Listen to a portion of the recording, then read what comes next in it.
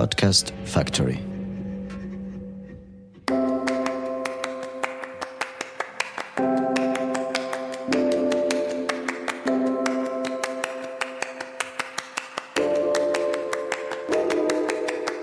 Bonjour à tous, je m'appelle Caroline Bindel, je suis journaliste basée à Marseille et je suis ravie de vous accueillir dans Cité Radieuse. Alors Cité Radieuse, c'est quoi ? Une rencontre, une conversation avec des personnes venant d'horizons très divers mais qui ont en commun de faire rayonner une ville, Marseille. Elles y vivent, y ont vécu ou tout simplement l'aiment pour ce qu'elle a à offrir. Marseille est lumineuse, bouillonnante, arlequinée, agitée. On l'aime autant qu'on la déteste, parfois seulement. Aujourd'hui, mon invitée est la journaliste et auteure Valérie Manteau, prix Renaudot 2018 pour son roman Le Sillon.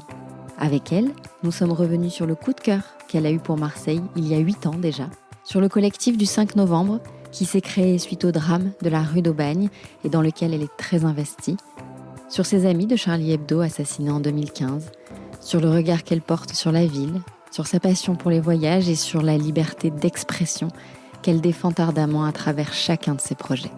Je vous laisse découvrir notre conversation. Valérie, bonjour. Bonjour. Merci de me recevoir chez vous, au cœur du quartier de Noailles. Voilà presque 1 an que nous devons nous rencontrer. Il a juste été difficile de faire matcher nos emplois du temps respectifs. Ouais, ça c'est mon problème dans la vie. Alors, je suis donc ravie que nous puissions enfin passer un moment ensemble. Alors, il y a un peu plus d'1 an maintenant, 2 événements se sont produits à 2 jours d'intervalle. Le 5 novembre 2018, l'effondrement de 2 immeubles de la rue d'Aubagne à Marseille qui a fait 8 morts. Et le 7 novembre, le jour où vous avez remporté le prix Renaudot pour votre roman Le Sillon. Ces 2 événements ont eu des répercussions fortes dans votre vie. Et nous allons évidemment y revenir longuement. Mais avant cela, pour commencer, j'aimerais savoir ce qui vous vient spontanément à l'esprit si je vous dis Marseille. Justement, c'est très différent ce que je vous répondrai maintenant de ce que j'aurais répondu il y a 1 an et 2 mois avant tout ça. Marseille, je continue à l'apprivoiser comme ma nouvelle ville, comme un port d'attache pour moi. Ça fait 7 ans que j'ai déménagé ici, mais j'ai continué à voyager beaucoup, à avoir un pied ici, un pied ailleurs. J'ai du mal à savoir si je suis dans un moment de vie assez nomade ou si je suis marseillaise, justement.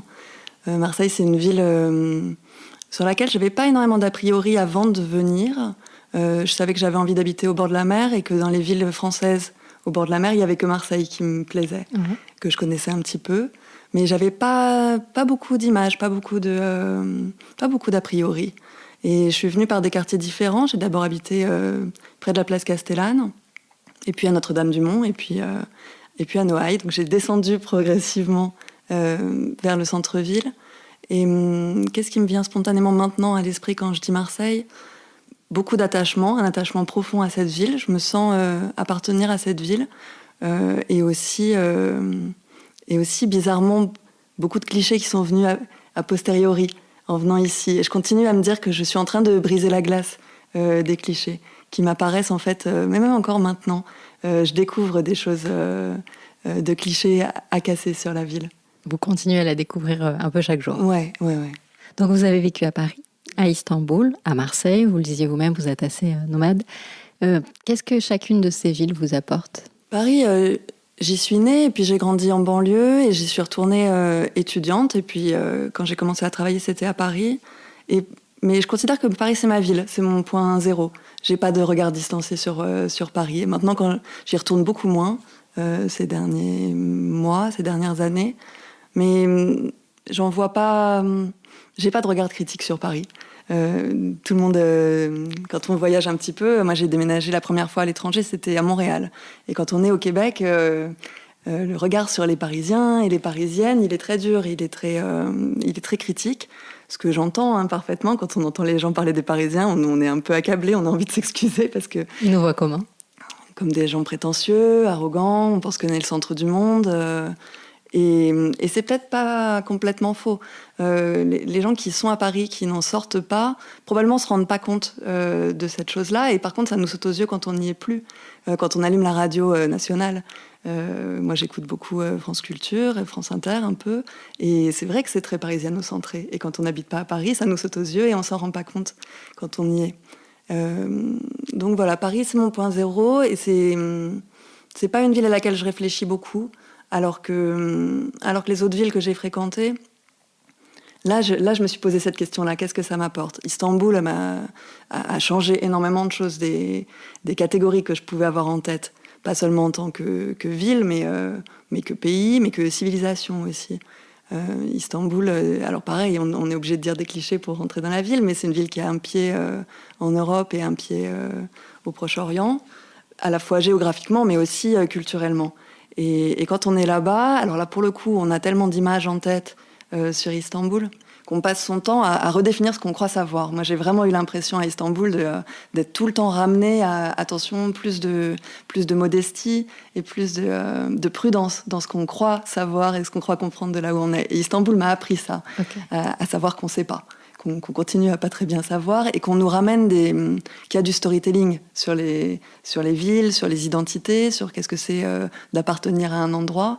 Et c'est à Istanbul que j'ai découvert ce que c'était d'être française, ce que j'avais en moi de prédéterminé par mon éducation, par le fait d'avoir grandi ici, et à essayer de remettre ça en cause. Je ne dis pas que j'y arrive, mais en tout cas, je sais que c'est un effort constant que je continue à travailler et qui me vient d'Istanbul. Alors revenons-en à Marseille et ce drame de la rue d'Aubagne dont on parlait, qui hante encore les esprits. Suite à cela, vous vous êtes immédiatement impliquée en tant que citoyenne d'abord, et depuis un collectif est né, le collectif du 5 novembre.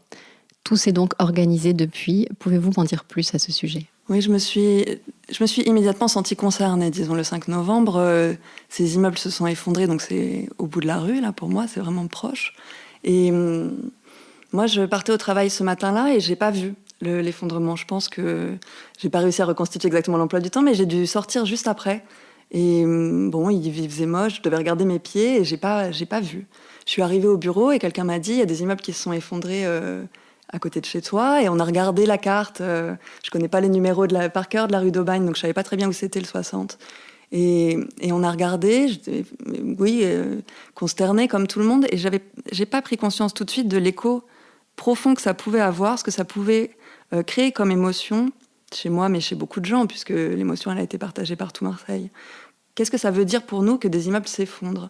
Pourquoi est-ce que c'est plus grave ? Pourquoi est-ce que ça nous remue plus qu'un incendie ? Ou que des morts du mal-logement, il y en a déjà eu à Marseille. Il y a eu 8 morts au début des années 80 à Maison-Blanche dans une explosion de gaz. Et bon, moi, j'habitais pas ici dans les années 80, j'étais même pas née au moment de cet événement-là. Mais il n'y a pas eu de mobilisation aussi forte à ce moment-là que ce qu'il y a eu pour la rue d'Aubagne. Et ça, c'est une question que je continue à me poser, de pourquoi est-ce que cette chose-là, elle nous a tous transformés ? Et j'ai des bouts de réponse qui sont, je pense que l'effondrement des immeubles en tant que tel, c'est très différent d'une explosion de gaz ou d'un incendie. Ça peut pas être un accident. Et c'est pour ça aussi que le fait que la mairie nous ait tout de suite dit « c'est la pluie », ça, c'était inaudible. Ça, c'est une réponse qui est pas acceptable. Ça peut pas être un accident, ça peut pas être la météo. C'est un événement tellement grave et tellement spectaculaire que là on peut pas le laisser passer comme on a à tort laissé passer, évidemment, les autres drames du mal-logement. Et donc, juste après cet effondrement-là, le 5, il y a des affiches qui ont été posées dans le quartier annonçant une réunion de quartier le 7 novembre au soir, au 11 rue de l'Arc. Et moi, j'avais prévu d'y aller, et comme vous le rappeliez, à 13h le 7 novembre, on m'a appelé en me disant que ce serait bien que je vienne à Paris, puisque j'avais reçu le prix. Et ma première réaction quand l'éditeur m'a appelée, ça a été de dire je peux pas venir aujourd'hui parce qu'il y a une réunion de quartier ce soir. Ouais, mais je pense que j'étais complètement dans un état d'incrédulité. Il m'a appelé en me disant tu as eu le prix Renaudot, et comme j'étais pas sur la liste des finalistes, j'avais pas prévu. J'avais même pas prévu. Je m'intéressais pas plus que ça au prix Renaudot. Du coup, je m'étais dit bon, je suis sortie de la liste, tant mieux pour celui ou pour celle qui l'aura, mais ça me concernait pas. Et donc on m'appelle en me disant que c'est moi qui l'ai. Au début, je me suis dit ça doit être une erreur ou c'est une blague ou bon. Et puis voilà, on réfléchit pas forcément hyper rationnellement. Donc ma première réaction, ça a été de dire non, mais là il y a une réunion de quartier, j'ai envie d'y être, je viendrai demain. Enfin, il a dû être très très surpris, votre éditeur. Je crois qu'il était un peu impatienté. Il m'a dit bon, écoute, tu fais ce que tu veux, moi j'y vais, on se rappelle. Et finalement, j'ai pris la décision d'y aller en me disant bon, au bout d'un moment, je rattraperai la réunion de quartier. Et je savais pas du tout ce qui s'y passerait en plus. Et ce que j'ai su après, ça a été que j'étais pas la seule à m'être dit qu'il fallait être là ce soir-là. Il y avait un monde fou dès le 7 novembre pour faire quelque chose ensemble. On savait pas du tout ce que ça allait devenir, ce collectif qui s'est constitué ce soir-là. On savait même pas combien il y avait de victimes. On savait rien à ce moment-là et on savait pas qu'il y aurait des évacuations. Là, on est un an après. Il y a eu plus de 4000 personnes qui ont été délogées. On s'est aperçu que la moitié de Marseille tombait. Que tout s'effondrait, y compris les immeubles juste à côté. Et ça, à ce moment-là, en tout cas moi, j'en avais pas du tout le pressentiment. Je savais pas. J'avais juste envie de me retrouver avec les gens et de me dire, on a 8 personnes qui sont mortes juste à côté de chez nous, et ça vaut la peine de se rassembler. Et à titre personnel, il se trouve, mais j'y réfléchis seulement après, que ça faisait un écho à d'autres choses de mon parcours. Pour moi, 8 morts, c'est les 8 morts de Charlie. L'événement d'un coup qui change complètement le déroulement et d'une journée et d'une vie entière, c'est le fait que des personnes ce jour-là ont reçu un coup de fil que je connais bien qui dit il s'est passé quelque chose et votre vie elle sera plus jamais pareille, et cette date-là du 5 novembre vous ne l'oublierez jamais, elle va changer votre vie. Et moi j'avais vécu ça le 7 janvier 2015. Et parce que c'était Charlie Hebdo, vous y avez travaillé pendant quelques années. Ouais. Quel était votre rôle là-bas ? J'avais été embauchée au début pour travailler dans une petite maison d'édition qui avait été créée par une partie de l'équipe. Et donc ils voulaient s'auto-éditer sur le même modèle que Charlie, donc créer une maison d'édition indépendante. Moi j'avais été embauchée pour m'occuper de cette maison d'édition. Et ensuite, un an après, moi je suis arrivée en 2008, et en 2009 il y a eu un changement de direction à Charlie. Et la nouvelle direction, donc c'était Char, Brice et Sylvie Coma, m'avaient proposé d'écrire dans le journal. Donc j'écrivais une petite chronique littéraire dans le journal. Et je suis restée jusqu'en 2013 à Paris. Et puis j'ai continué à écrire dans le journal un peu après être venue à Marseille. Jusqu'à mi-2014, je continuais à écrire pour garder un lien avec l'équipe, avec qui j'avais des liens d'amitié. C'était mon premier vrai boulot, Charlie. C'est eux qui m'ont formée. Vous étiez un peu la petite pour eux ? Ouais, j'étais la plus jeune pendant le moment où j'y étais. Mais c'est vrai que d'abord, il n'y avait pas une tradition très ancienne d'avoir des femmes à Charlie. Donc il y avait une grosse équipe féminine, mais très jeune. On était les plus jeunes, clairement, les filles. Et parmi ce groupe-là, ouais, j'étais à la fois la dernière arrivée et la plus jeune. J'ai lu le livre que Luz a fait après les attentats, qui s'appelle Indélébile, où il raconte son entrée à lui, à Charlie. Lui, il est rentré au début des années 90, quand Charlie s'est refondé, et il avait 17 ans. Et il raconte à quel point fréquenter déjà ces très grands noms de la caricature, qui étaient Cabu, Wolinski, Ciné, Willem, mais aussi Cavana. Il y avait encore Cavana à Charlie quand moi j'y étais. Et Cavana, c'était pas n'importe qui. À la fois comme écrivain, mais comme créateur de journal, comme personne qui avait su monter une équipe complètement inédite, et des gens qui avaient aucun diplôme, qui avaient pas de parcours professionnel. C'est pas comme ça qu'on rentrait à Charlie. On rentrait par cooptation, simplement parce que quelqu'un avait décidé de donner la chance à quelqu'un qui avait jamais rien fait, de venir le faire dans cette équipe-là. Et moi, à un autre niveau, mais c'est ça qui m'est arrivé. De la même manière que lui, je me retrouve exactement dans ce qu'il raconte de son parcours, de la façon dont il a été accueilli, de la façon dont il a été formé, et de la façon dont on lui a donné la possibilité de devenir lui-même dans ce journal. Et moi, ça a été ça aussi. C'était ça mon lien avec Charlie. C'est très troublant ce que vous avez dit sur le parallèle entre les 8 morts de la rue d'Aubagne et les 8 morts de Charlie Hebdo. J'y avais pas pensé. Moi, j'ai mis un peu longtemps à y penser, même parce qu'au début, j'avais une réflexion un peu plus politique là-dessus. Mon deuxième livre, Le Sillon, il parle d'une mobilisation collective, de qu'est-ce qui devient une prise de conscience collective à la suite d'un drame. En l'occurrence, l'assassinat d'un journaliste arménien à Istanbul en 2007. Et moi, j'avais déjà choisi ce sujet-là en me disant, je fais un pas de côté par rapport à l'histoire de Charlie, en racontant comment est-ce qu'il peut y avoir une prise de conscience collective à la suite d'un événement suffisamment traumatisant pour que ça redéfinisse des choses qu'on n'avait pas vues, pas perçues avant. Et donc évidemment, cette histoire-là, moi je l'ai vécue au premier degré avec Charlie, de façon un peu décalée à Istanbul, et puis là d'un coup ça se passe sous mes yeux en direct. Et même si j'avais réfléchi à ça suffisamment pour faire 2 livres dessus, j'ai pas tout de suite compris que c'était ça qui était en train de se passer à Noailles. Et pourtant, mon réflexe numéro 1, ça a été de me dire, il faut qu'on fasse des choses ensemble, il faut qu'on se rassemble. Et c'est ensuite, en voyant ce qui est devenu le collectif du 5 novembre, à quel point ça s'est cherché. On ne savait pas au début ce que ce collectif allait faire. C'était pas pensé, et contrairement à ce qu'on peut entendre parfois de certains politiques, en ce moment dans la période électorale, on entend plein de réécritures de l'histoire de gens qui ne l'ont pas vécu, qui disent que ça a été, il y avait des ambitions politiques depuis le début et que ça a été un peu manipulé politiquement. Mais moi, ce que j'en ai vécu, c'est pas ça du tout. C'est vraiment un rassemblement de personnes qui avaient envie de réagir a posteriori avec beaucoup de culpabilité de ne pas l'avoir fait avant, pour beaucoup d'entre nous. Il y avait aussi des gens qui avaient milité contre le mal logement depuis des années. Mais ce n'était pas la majorité. Et même ces personnes-là se disaient, là, il y a cette faute collective, on a laissé cette chose-là arriver, qu'on ait été engagé ou pas avant, et pour que ça ne se reproduise pas, il faut se mobiliser maintenant. Et ça s'est beaucoup cherché. Moi, j'ai raconté plusieurs fois, mais moi, ma première implication dans le collectif, puisque j'ai passé quelques jours, peut-être 10 jours à Paris après le prix. Et donc, je suivais le collectif par les réseaux sociaux. Et j'avais vu passer une annonce disant que certaines personnes qui avaient été évacuées des alentours des immeubles effondrés, donc étaient relogées à l'hôtel temporairement, mais que dans les hôtels, ils ne pouvaient pas avoir leurs animaux de compagnie. Et donc, on cherchait des maisons d'accueil. Et donc, j'avais vu passer un message disant qu'il y avait 2 chats qui cherchaient une maison d'accueil. Et je m'étais dit, ça, je peux faire ça. Même à distance. Donc, j'avais envoyé un message en disant, je rentre tel jour. Dès que je rentre, d'abord, je me mettrai à disposition pour plein d'autres choses. J'avais envie de faire des choses. Mais très concrètement, garder les chats. Et donc, quand aujourd'hui, on entend... le grand complot politique qu'aurait été le collectif 5 novembre. Non, c'est des gens qui... Chacun a fait sa part. Ouais, exactement. Qui ont essayé, avec les compétences qu'ils avaient, avec les possibilités de mobilisation qu'ils avaient, d'aider, de faire partie, aussi de faire collectif au sens de plus habiter les uns à côté des autres sans se voir. Moi, ça a été l'immense changement de cette année. J'habitais dans le quartier, mais je connaissais pas tant de gens du quartier. Je connais bien mes voisins immédiats, mais je connaissais pas les gens de l'immeuble d'à côté qui est en mauvais état. Et ça a changé cette année. Là maintenant, quand je me balade dans le quartier, quand je prends un café, je connais énormément de gens.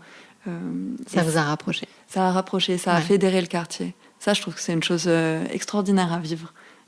Collectivement et en tant qu'habitante, ça change tout. Alors dans votre premier roman, Calme et tranquille, vous décrivez l'irruption de la violence dans la vie quotidienne. Ce n'est pas sans rappeler justement les attentats de Charlie dont on parlait et de l'hommage discret mais poignant que vous rendez à vos amis. Paradoxalement, vous n'avez pas eu envie d'écrire sur ce drame à Marseille? J'ai pas très envie. Je pense que ce serait important que quelque chose s'écrive. Il y a quelques projets qui sont en cours. Pas beaucoup d'écriture d'ailleurs, mais il y a un livre quand même qui vient de sortir qui s'appelle Rue d'Aubagne, récit d'une rupture, mais qui est une collecte de tout ce qui a été produit pendant cette année. Et il y a quelques textes, et j'ai moi-même produit quelques textes, mais dans la presse, et un peu à chaud, et un peu pour essayer de faire avancer le schmilblick, parce que malgré tout, pendant cette année, on s'est quand même beaucoup battu pour essayer d'obtenir que les droits des personnes soient respectés. Et donc moi, ce que j'ai pu écrire pendant cette année, c'était de façon militante. Mais je pense que ce serait important qu'il y ait à un moment un récit qui soit fait, un vrai récit plus profond, avec plus de recul sur ce que ça a changé. Et à la fois, je suis bien placée pour le faire, et en même temps, c'est une responsabilité qui me dépasse. Je me sens un peu écrasée par ça. D'accord. Et pour l'instant, je me sens un peu paralysée par ce sujet-là. Alors j'aimerais beaucoup que quelqu'un le fasse, et que ce soit de préférence pas moi. Et en même temps, peut-être qu'à un moment, j'arriverai à trouver une porte d'entrée qui ferait que si personne le fait, moi, je me sentirais capable de le faire. Pour l'instant, c'est pas le cas. Qu'est-ce qui pourrait vous donner envie de reprendre la plume aujourd'hui? Si ce n'est déjà le cas, peut-être d'ailleurs. J'ai pris une porte de traverse en me disant, pour d'autres raisons qui ne sont pas liées à la rue d'Aubagne, mais je fréquente beaucoup les milieux militants et je m'intéresse beaucoup à ce qui va se passer aux élections. Et d'un autre côté, moi, j'ai beaucoup de rapports avec la presse, parce que j'ai donné beaucoup d'interviews et j'ai beaucoup de contacts avec les journalistes cette année. Et ça m'a fait apparaître quand même pas mal de points aveugles, dont un qui est l'absence médiatique et de représentation des femmes dans le champ politique, et dans la presse, et dans les élections telles qu'elles se présentent. Si je regarde même les mouvements de gauche, alors pour l'instant, on n'est pas très bien capable de dire ce que ça va donner en termes de liste électorale, mais bon, ce que j'en vois, de la même manière que les milieux militants, c'est énormément de femmes qui font ça, qui sont des militantes de terrain, bon, parfois récentes, parfois très engagées depuis très longtemps, mais elles sont peu représentées, on les sollicite peu médiatiquement, et ça, c'est un problème structurel de la presse. Je pense que vraiment le problème, il vient des journalistes. Il vient de notre fonctionnement, comment on attrape les personnes qui émergent. Mais en fait, les gens n'émergent pas comme ça de nulle part. C'est des problèmes qui tiennent à l'organisation des collectifs, mais aussi aux choses que les femmes ont intériorisées, qui font qu'elles prennent moins la parole en public. Quand on fait un appel sur une liste mail en disant qui veut répondre à telle interview, les personnes qui répondent spontanément, ce sont les hommes. Parce qu'ils se sentent plus autorisés à le faire et que les femmes se disent toujours si quelqu'un d'autre le fait à ma place, j'ai pas besoin de le faire. Et donc moi, voilà, mon retour à l'écriture, là en ce moment, il est de faire des portraits. Je fais toutes les semaines, tous les samedis dans la Marseillaise, un portrait de femmes engagées, pas encartées a priori, même s'il y en a certaines qui seront encartées dans celles qui viennent, parce que je vais élargir un peu le spectre, mais des citoyennes qui font partie de collectifs de quartier, qui sont des militantes de terrain, et qui n'ont pas l'habitude du tout de prendre la parole, et encore moins de prendre la parole en leur nom. J'ai fait une interview il y a 2 semaines avec une femme qui s'appelle Badra Deloum, qui est une militante des quartiers populaires, qui a 65 ans, qui est engagée depuis toujours, depuis qu'elle est toute petite, qui a 1 million d'histoires passionnantes à raconter, et qui me disait que c'est la première fois qu'elle donnait une interview en son nom propre. Et elle acceptait de le faire, d'abord parce qu'on se connaît, mais aussi parce que la façon dont j'ai mis en place un dispositif pour que l'interview se passe bien, qu'on prenne le temps, qu'elle puisse relire le papier, qu'il n'y ait pas de mauvaise surprise, ça leur donne la possibilité d'accepter cette proposition-là. Et qu'on le fait aussi dans un cadre collectif où c'est pas la starification d'une personne, mais c'est mettre en valeur, à travers les parcours individuels, une action collective. Et voilà, ça, je me dis, il n'y a personne qui faisait ça. Enfin, il me semblait que personne n'avait fait ça, en tout cas sur ce champ-là, sur Marseille. Et ça manquait, moi, ça me manquait tellement que ça m'a donné l'énergie qu'il faut quand même pour se remettre à l'écriture. Alors la presse, c'est plus facile, c'est vraiment plus facile que l'écriture de romans. Mais c'est toujours la même chose, c'est-à-dire plus on fait, plus on a envie de faire. Et donc là, le fait de m'être mis ce boulot-là sur les épaules, d'avoir beaucoup moins de temps pour rien faire, ce que je fais très volontiers d'habitude, ça me donne envie d'écrire. Maintenant que j'ai plus le temps, j'ai super envie. Bon. Quel jour on peut vous retrouver pour cette chronique? Si jamais on n'achète pas la Marseillaise. C'est tous les samedis. C'est tous les samedis. Super. Alors, vous parliez de la différence entre écrire au long cours et écrire pour la presse. On va donc revenir au sillon. Au mois de novembre 2018, l'année dernière, vous avez rejoint Yasmina Reza, Delphine de Vigan, Virginie Despentes, Nina Bouraoui et j'en passe pour ne citer que quelques femmes qui ont reçu ce fameux prix Renaudot. Alors j'avais très envie de savoir comment ça se passe, qui vous prévient, vous en avez un peu parlé tout à l'heure, est-ce que vous avez ressenti sur le moment, est-ce que ça change dans une vie, vous qui avez dit juste après, je crois me souvenir que vous n'aimiez pas forcément les bandeaux. Et là, il y en a un énorme rouge, du coup, qui figure sur votre livre. Oui, moi, je suis en guerre contre les bandeaux. Moi, j'ai travaillé dans l'édition pendant longtemps. Et d'ailleurs, quand j'ai reçu le prix, je travaillais encore dans l'édition. Je travaillais pour faire les catalogues d'exposition au Mucem. Et c'est vrai que l'édition est atteinte de cette maladie de mettre des bandeaux sur tous les bouquins. Ça fait quelques années, mais quand même, c'est très spectaculaire quand on entre en librairie. Il n'y a plus un livre qui n'a pas un bandeau, et parfois un bandeau qui dit rien, en plus, qui dit le nom de l'auteur qui était déjà de toute manière sur la couverture, ou qui donne une citation de quelqu'un qui dit que c'est formidable. Oui. Bon, voilà, ça, je trouve que c'est une pratique complètement détestable, et en plus, ça n'apporte rien. Les conditions de production des bandeaux, bon, je vous passe, mais en général, c'est pas génial non plus. Donc moi, en tant qu'éditrice, j'ai toujours été très contre les bandeaux. Et j'avais j'ai choisi mon éditeur parce que pour plein de raisons, c'est un excellent éditeur, mais aussi parce qu'il fait des très beaux livres. Je veux dire, physiquement, les objets sont très beaux. Ouais, le tripode. Et que je savais, j'avais une relation de confiance suffisamment grande avec lui pour pouvoir lui dire que j'en voulais pas de bandeau. Et pour mon premier livre, que j'ai écrit quand même 1 an après les attentats de Charlie, et qui évoque le sujet de Charlie, moi j'aurais eu très peur de me retrouver dans une maison d'édition où cet aspect-là de communication et un peu commercial autour de Charlie risquait de m'échapper. Et j'avais vraiment un besoin de contrôle très fort là-dessus, d'être sûre justement de ne pas avoir un bandeau par la fille qui a connu les victimes de Charlie ou je ne sais quoi. Et donc le choix du tripode, c'était très lié à ça, de me dire c'est un éditeur qui va s'intéresser au livre pour le côté roman et pas pour le côté bandeauifiable. Et à qui je peux dire, et ce sera très bien entendu, que je ne veux pas de bandeau, que je veux que le livre, justement, il s'appelle Calme et tranquille. Il n'y a pas marqué Charlie Hebdo nulle part sur la couverture.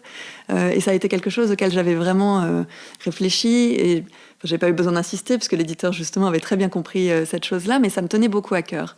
Pour le deuxième livre, on avait exactement eu la même démarche de se dire le livre, il se présente comme un roman et on n'amène pas le côté journalistique sur le devant et on n'amène pas un bandeau qui viendrait résumer en 3 mots et je ne saurais pas quel mot mettre dessus mon livre. Et donc là, on me donne le prix Renaudot. Sachant que vous étiez sortie de la liste, c'est ça? Oui. Bon, alors le livre, déjà, on l'a sorti en tout fin août 2018. Et donc, c'est vrai que ça faisait partie de la rentrée littéraire, ce qui déjà c'est un choix de sortir un livre dans ce moment-là, qui est compliqué à faire. On en avait un petit peu discuté avec l'éditeur. C'est vrai que c'est un livre qui est à cheval entre le roman et le reportage. Il y a de l'autofiction, il y a le documentaire, il y a beaucoup d'aspects différents. Et donc, le sortir au moment de la rentrée littéraire, pour l'éditeur, c'était une façon d'affirmer le côté romanesque et littéraire, ce qui me tient beaucoup à cœur. Et donc, pour cette raison-là, on l'avait sorti sur la rentrée littéraire. Après, c'est vrai que, du coup, on fait partie de la grande valse des prétendants au prix. Bon, sachant qu'il y a 500 livres qui sortent par an à la rentrée littéraire, que tout le monde est prétendant au prix, qu'on sait bien que les petites maisons d'édition indépendantes ont du mal à se faire une place sur les listes. Bon, j'avais pas d'espoir particulier d'être sur les listes des prix, mais il se trouve que j'ai été sur la première liste du prix Renaudot. Il y a plusieurs listes qui se succèdent, et donc la toute première, j'y étais. Ce qui est déjà en soi une immense Ce qui était déjà satisfaction, une grande j'imagine. surprise. Et oui, c'est de la reconnaissance. Après, je veux pas du tout être ingrate vis-à-vis du prix. Ça m'a changé la vie. Vous me posiez la question, mais oui, évidemment, moi, ça a changé énormément de choses dans ma vie d'auteur, dans ma capacité de vivre de ça, de porter le livre. Et j'en étais hyper heureuse et hyper reconnaissante. Cela dit, moi, je suis pas une lectrice de prix littéraire. J'achète jamais les livres parce qu'ils ont eu un prix. La plupart des livres qui ont eu les prix Goncourt, Renaudot, etc. des années précédentes, je les ai pas lus, pas parce que je les boycotte, mais parce que simplement c'est pas ça mon trajet dans une librairie. Et du coup, le jury du prix Renaudot, c'est pareil, je les connais pas. Et en plus, comme j'étais pas sur la liste, je suis pas allée à la remise du prix, et donc je les ai jamais rencontrés, ni avant ni après. J'en connais aucun. Des membres du jury. Alors, il y a des noms qui sont suffisamment connus pour que, comme tout le monde, je connais Jérôme Garcin, je connais Franz-Olivier Gisbert, je connais Le Clésio, et il y a des gens que je respecte beaucoup, mais il y a aussi la moitié des gens du prix. Très sincèrement, je sais pas qui c'est. Donc, bon, je suis très reconnaissante d'avoir le prix, mais ça a pas tant de valeur que quand j'ai reçu un message de félicitations d'Annie Ernaux, par exemple. Annie Ernaux, pour moi, c'est quelqu'un d'immensément important, et donc d'avoir reçu une carte d'Annie Ernaux disant qu'elle avait aimé mon livre, en termes de reconnaissance personnelle, ça compte 1000 fois plus que le prix. Après, l'avantage du prix quand même, c'est que moi j'avais probablement une idée là-dessus avant, mais quand on en est confronté, c'est incroyable, ça change tout du lectorat en fait. Il y a des gens qui lisent 10 livres par an, et donc ils lisent les livres qui ont eu les prix. Ouais.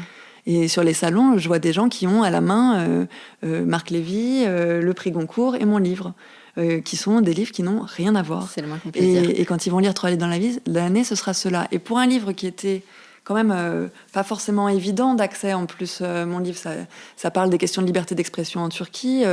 Bon, les gens ont peut-être entendu un petit peu parler de ça, mais bon, c'est pas un sujet...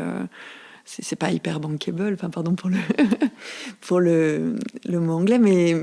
Voilà, quand on est dans la grande valse des livres qui vont se retrouver en tête de gondole dans les supermarchés et dans les Fnac et tout, où moi j'étais à peine présente en fait avant d'avoir le prix, et d'un coup on y est, de ramener ce livre-là avec les enjeux politiques qui sont derrière, avec le côté aussi collectif qu'il y a dans ce livre. C'est un livre qui parle de plein de gens qui n'ont pas accès à cette tribune médiatique-là, et ça faisait partie des enjeux du livre, de parler d'eux.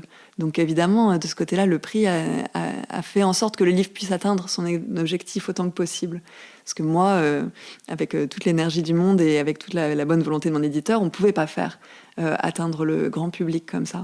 Donc de ce point de vue-là, le prix, oui, c'est génial que ça soit tombé sur sur ce livre-là, parmi mes 2 livres. Suite à ça, votre éditeur vous met un petit peu la pression ou vous gardez votre liberté? Pas du tout.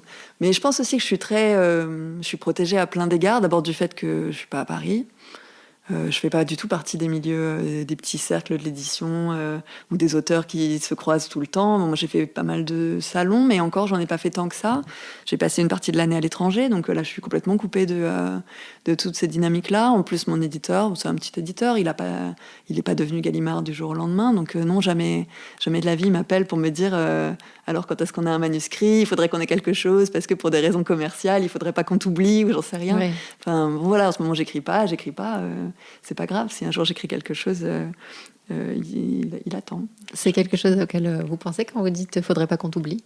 Non, pas du tout, j'ai pas du tout l'impression qu'on m'oublie en plus. C'est vrai. Non. Non, mais là, Je vous le bon, ça confirme. non, j'ai pas du tout l'impression qu'on m'oublie, et puis j'ai pas du tout cette angoisse-là. Enfin, j'ai jamais réfléchi l'écriture en plus comme un projet de vie. J'en sais rien si je vais écrire d'autres livres, en fait. Je fais pas partie de ces auteurs qui écrivent tout le temps. J'en ai rencontré quelques-uns, des gens qui, de toute manière, qui publient ou qui publient pas, ils se lèvent le matin, ils écrivent. Et ils ont toujours fait ça, qu'ils soient publiés ou pas. Ouais. Il y en a aussi qui disent qu'ils savent jamais combien de livres on a en soi, finalement. Exactement. Et moi, voilà, pour l'instant, j'en ai 0, en fait. Enfin, vous en avez eu 2. J'en ai eu 2. Ce qui est déjà... mais maintenant, ils sont partis, quoi. Ils existent. Si je devais réécrire, en plus, si je devais refaire... mon premier livre, je l'ai écrit très vite et très facilement, au sens où c'est sorti tout seul. C'était une période très dure et j'allais pas bien du tout, mais l'écriture n'a posé aucun problème. Alors que le deuxième, Le Sillon, ça a été beaucoup plus laborieux. C'était une période en plus où... j'étais à Istanbul, c'était un peu compliqué quand même, la vie quotidienne à plein d'égards, et ça a été un peu compliqué. Enfin, c'était pas le côté le plus sympa de ma vie d'écrire. Puis c'est très solitaire, on se pose 1000 questions.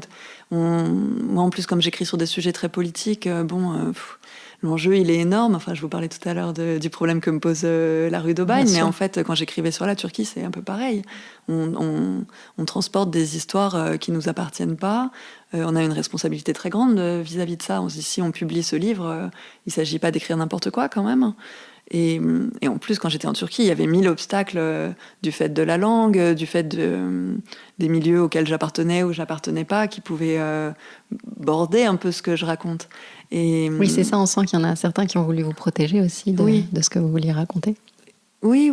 Je me suis beaucoup entourée, j'avais besoin. J'avais besoin de ça. J'avais besoin de cet entourage-là. J'avais besoin de sentir que j'étais pas toute seule en train de faire pour une raison qui m'appartient et dont je devrais discuter plutôt avec mon psy. Pourquoi est-ce que je fais ça? Mais que j'allais pas embarrasser plein de gens avec mon projet. Et donc j'ai vraiment... ça a été un moment d'angoisse, en fait, ce projet-là, de prendre la responsabilité de mettre ça sur la place publique. Mon deuxième livre, ça a été beaucoup plus dur que le premier, parce que c'était pas mon histoire. Parce que ça appartenait à d'autres gens, et qu'en plus, il se trouve que pendant le moment où j'écrivais, la situation politique s'est dégradée tellement en Turquie qu'on savait pas ce qui se passerait dans 6 mois. Donc on se dit, bon, bah là, voilà, les gens, ils me parlent, j'ai l'impression de faire quelque chose qui est pertinent. Ce qui était pertinent en mai 2016, l'était pas forcément en novembre 2016, encore moins début 2017. Enfin, et donc je me disais, bon, on fait ça, mais on sait pas du tout qu'est-ce qui se passera dans les années d'après. Et le livre, lui, il va rester. Donc toutes ces questions-là, elles m'ont tellement travaillé que... Bon, il se trouve que pour l'instant, je me plains pas à personne de se plaindre de ce livre, et moi non plus. Mais il est merveilleusement écrit. C'est vraiment un style incroyable. On est dans une bulle, on découvre cette ville au travers de vos mots. Et je le conseille vraiment vivement à tout le monde, à ceux qui l'ont pas encore entre les mains, parce que c'est une merveille. Merci beaucoup. On va revenir à Marseille. Quand vous êtes là, vous bougez beaucoup, mais vous êtes un peu là. Quelles sont vos adresses fétiches ? Dans le quartier, moi je suis habituée de 2 endroits du quartier qui sont le bar Vacon, qui est au coin de la rue Vacon et de la rue d'Aubagne, qui est mon café du matin, disons, même si je suis pas très matinale, mais... C'est à quelle heure le café du matin, du coup ? Ouais, c'est pas avant 10h en tout cas, mais... Ça, c'est une habitude parisienne que vous avez gardée. Exactement. mais que j'avais pas tellement à Paris. Ouais, c'est ça, c'est quelque chose que je devais avoir en moi, mais non, comme je suis vraiment pas matinale, quand je travaillais, j'avais pas le temps de faire quoi que ce soit avant d'aller au boulot. Ça a été très rare que j'arrive à être levée suffisamment tôt pour pouvoir prendre un café, que ça soit à Paris ou ici sur le Vieux-Port. Ça m'arrivait quand même de temps en temps le matin, sur le chemin du Mucem, parce que c'est dur de se refuser ça. C'est vrai. Mais maintenant, j'ai tendance à moins sortir du quartier, donc je vais au bar Vacon le matin et je vais au bar du Pape le soir. Voilà, ça c'est les deux. Vos deux adresses. Ouais, c'est ça. Ça c'est mes 2 lieux de rendez-vous. Donc c'est très Noailles centré. Alors pour finir, le traditionnel questionnaire de Cité Radieuse. Si Marseille était une image? Ce serait une image. Ce serait une lumière. Si Marseille était une chanson? Ce qui me vient spontanément, mais bon, je suis en psychanalyse depuis longtemps, hein, il faut pas chercher. Mais c'est une chanson sur Istanbul qui me vient. Ouais, Istanbul, Constantinopolis, que je vais certainement pas vous chanter. Mais... Je ne vous le demanderai pas, mais c'est ça. Ouais, bizarrement. Si Marseille était un film?